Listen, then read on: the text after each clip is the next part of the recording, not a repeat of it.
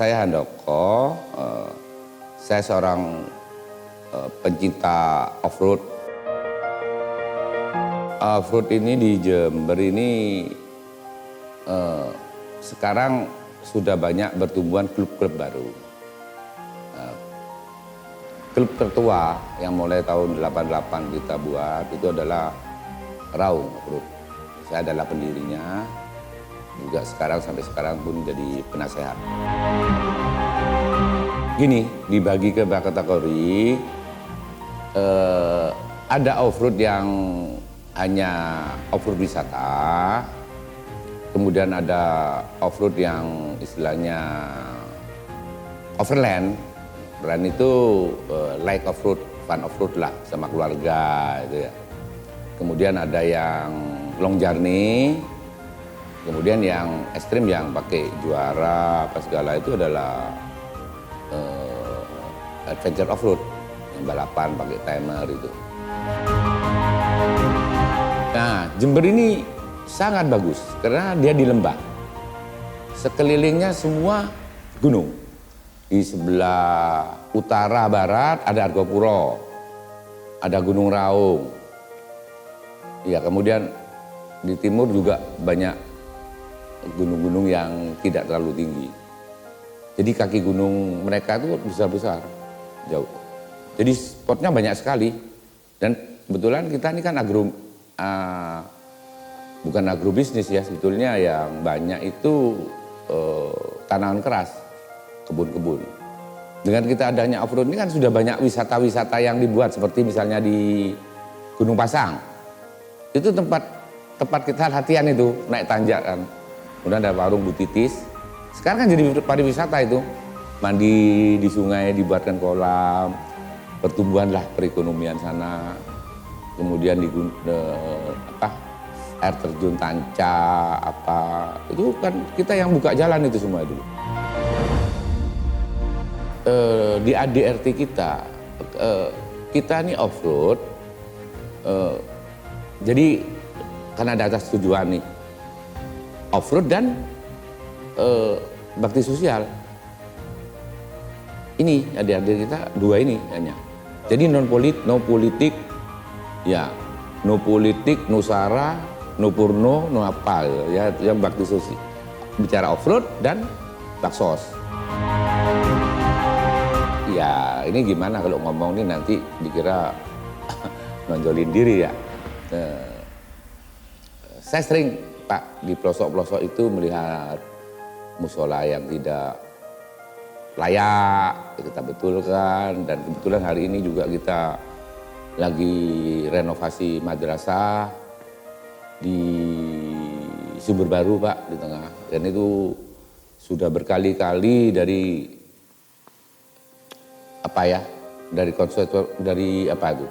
DPR, DPR RI itu hanya janji aja, tidak pernah. Kemudian ada teman ngomong ini madrasah sudah sangat tidak layak dan isinya 6 kelas sih Mas. Jadi bahaya ngeperki lah gitu loh, hujan bocor gitu loh. Sudah kita kerjakan, hari ini sudah mungkin hari ini selesai ini pasang setelah itu pasang genting, tes bocor, langsung plafon. Paling-paling ya kalau memang keadaan ini COVID ini ya kita tidak tunggu Jakarta, udah kumpulin beras kita kirim gitu loh.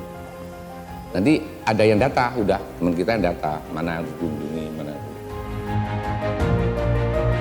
Kita tidak ada, kita murni pribadi.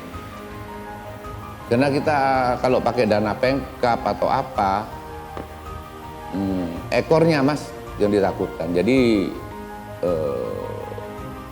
kita tidak mau, kita pernah mengadakan event berapa kali di sini tanpa sponsor Pemkab. Pemkab sih ada, tapi dia ngadakan sendiri untuk acara pariwisata kita numpang sama kita gitu loh. Karena kan banyak peserta dari luar kota nih, sampai beratus-ratus nih, gitu loh. Jadi Pemkab itu ya dia buat sendiri, panggung sendiri, acara sendiri. Dan kan kita punya sendiri juga, disponsori Gudang Garam, A1, kita punya pentas dangdut, di situ buka warung. Kemudian sebelum itu kan juga kita di base camp memberdayakan masyarakat sana, kita buat MCK. Setelah selesai MCK dipakai terus itu, gitu loh. Kita ini sulit Mas untuk 5 tahun ini Mas. Ya, untuk berbicara dengan pemerintah ini sulit Mas. Jadi kita inginkanlah suatu perubahan, satu pembaruan, ya, yang kita bisa komunikasi sama uang negara kan lebih banyak jauh Mas. Dan itu memang efek dominonya luar biasa, multiplier efeknya terhadap kehidupan. Ya, kalau misalnya diadakan satu tempat pesta yang bagus yang dikelola seperti Banyuwangi lah contoh yang sederhana yang di tetangga kita Anas. Dulu Banyuwangi bukan apa-apa, sekarang jadi apa-apa gitu loh. Nah itu kan input-input dari rekan-rekan juga gitu. Dan ide itu kan bisa dari mana saja, dipakai atau tidak kan. Nah, tapi alhamdulillah ya ada beberapa tempat yang dipakai tapi sembarangan buatnya gitu loh Mas. Tidak go nasional gitu loh. Bantu. Ya, entah uang dari mana, 125 juta, 20 juta gitu. Ya, kita untuk bakti sosialnya. Untuk bakti sosialnya ya kita upayakan. Dan kita kan terus terang aja teman-teman kita ini ya bukannya cari untung, cari tekor gitu loh. Jadi ada sumbangan lumayan lah. Jadi nggak ada nanti uangnya Pemkab tuh kalau 40 berkurang jadi 30, enggak. 40 jadi 80, jadi 70 gitu loh.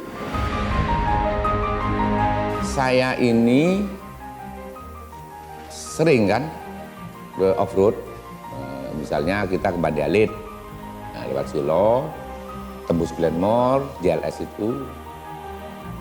Nah kita kan sedih sekali Mas, lihat Mas. Iya kan? Ini kita roda 4 4x4 mobil yang bagus saja. Itu ditanjakan di jalan tuh tidak bisa jalan loh hujan Mas. Apalagi mobil biasa, apalagi sepeda motor. Kan setengah mati. Gitu loh. Nah kebetulan ada teman saya Mas Urip itu, kemudian Paspa, ya penduduk sana, dan Kefarid itu ngomong, coba lah Pak Andoko bisa dibantu lah. Ini kita kesulitan di kelok 8, istilah kelok 8. Itu muter dan berat Mas. Jadi komoditas yang mau dibawa, kopi mau dibawa, itu kosnya tinggi. Dia bawa pakai motor, ya, pakai Highland yang anunya terbatas kan, memotannya itu kan high cost. Sudah kopinya murah, masih high cost transportnya itu loh. Saya kepingin kehidupan ekonomi itu lebih bagus. Ini kopi kan mulai agak turun nih Mas harganya. Iya kan? Tapi ntar lagi bakal bagus nih. Iya kan? Jadi akses penduduk itu mudah gitu loh. Jadi kalau penduduk itu mudah, lah kan semua happy. Istilahnya itu kan kalau kita buka jalan itu kan sama Allah dibuka ke jalan juga gitu lah. Celengan akhirat lah Mas gitu loh. Waduh, antusias sekali. Sampai ini ada joke lah ya, mau diberi nama Jalan Handoko itu. Dan antusias warga tuh bagus ya tanpa kita bayar ya. Ya sekedarnya aja lah ya, bantu motongi pohon, bantu nganuin gitu. Jadi setelah dia, ini tinggal satu kali, setelah ini selesai bulldozer, baru kita vibro, kita kerasin gitu loh. Jadi waktu ada air tidak kena, tapi kanan kiri kita buat gorong-gorong. Sudah kita siapkan gorong-gorong. Jadi umpamanya ada entah pilkada ini siapa, tinggal lurusin aspal aja udah selesai. Ya, tapi sampai enggak ke sana. Contoh saja sudah dosa banyak-banyak di Kebonsari.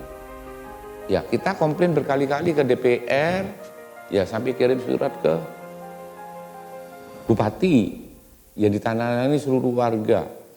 Selokan itu ke Geladak Cakol hanya 300 meter, Mas.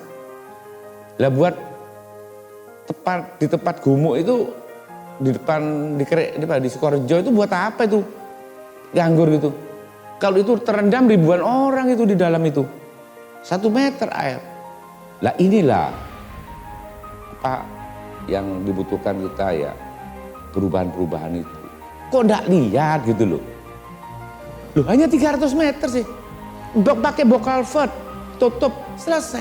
Biayanya berapa cuman? Ayo lihat penduduk kita nih sebetulnya kemiskinannya bagaimana gitu.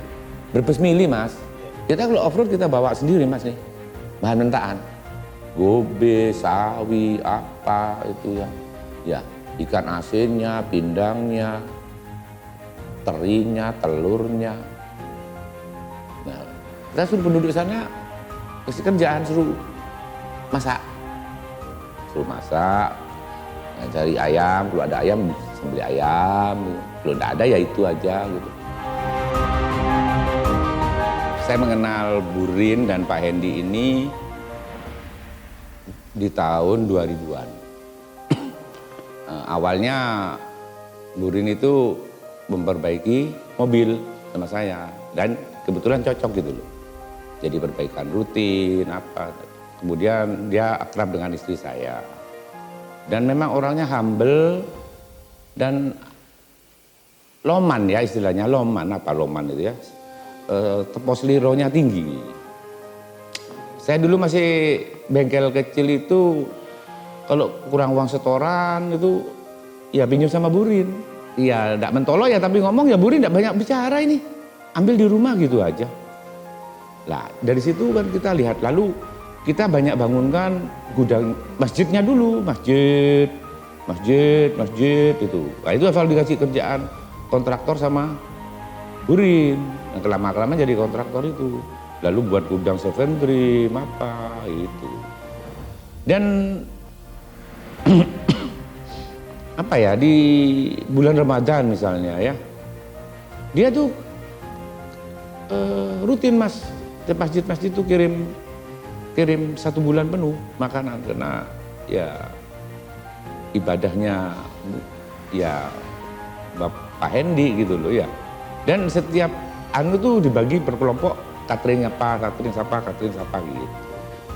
Baiklah apa ya mas, saya bukan karena apa, bukan pernah saya ditolong atau sosoknya baik, memang humble gitu loh. Ya senang sekali lah, kenapa kok saya mau jadi apa ya, sukarelawan yang tanpa ditulis di dalam agenda rancangan susunan itu kan, nah gini, saya ingin perubahan. Satu, Pak Hendy itu lama di kota Pak, tentunya mempunyai wawasannya jauh lebih peduli sama masyarakat. Itu bukan sekarang karena maju ini, bukan. Itu udah 13 tahun, 14 tahun yang lalu. Jadi ya itu kalau dia maju ini ya mungkin permintaan teman-teman lah ya untuk memperbaiki Jember bagaimana lebih baiknya menjadi smart city ya, dengan infrastruktur yang baik, dengan perencanaan yang 30 tahun ke depan masih tidak rubah-rubah, dan orangnya pekerja keras, tidak mengenal capek. Lah itu yang membuat dia sukses. Lah kalau malas-malasan, impossible lah dia sukses tuh, impossible. Lah sosok gini kan sulit dicari. Loh dia cukup kaya kok Pak tanpa jadi bupati. Berapa sih anggaran kita, APBD kita berapa sih coba? Ya kan? Ini cukup kaya kok mau ikut pusing. Kalau saya jadi Pak Hendy tidak mau pusing.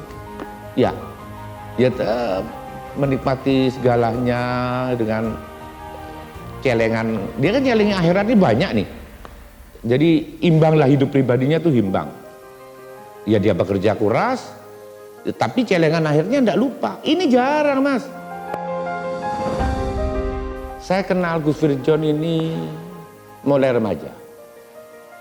Dan memang dididik orang pesantren mas. Ya. Melarat Gus Firjon ini mas.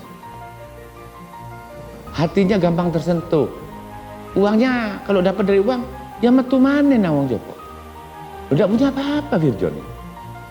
Ya, saya kan tahu remaja, mobilnya tidak pernah ganti LGE, tidak boleh di sini. Sampai dioprak-aprik LGE, tidak punya apa. Dan hatinya belas asih. Nah, kekiaiannya ada, tetapi dia juga smart. Dia 2 kali jadi anggota DPR. Dia tahu politik, tahu birokrasi. Nah, kalau mengenai Pak Hendy sendiri sama Pak Merjon ya, wis kalau sing ada lawan lah. Kalau mau pikir realistis, pikir segalanya, ayo bandingkan figur dan figur. Saya Karyandoko bersama Haji Hendy dan Gus Yurjon wayahe benahi Jember baik di kota maupun di desa. Coblos nomor 2.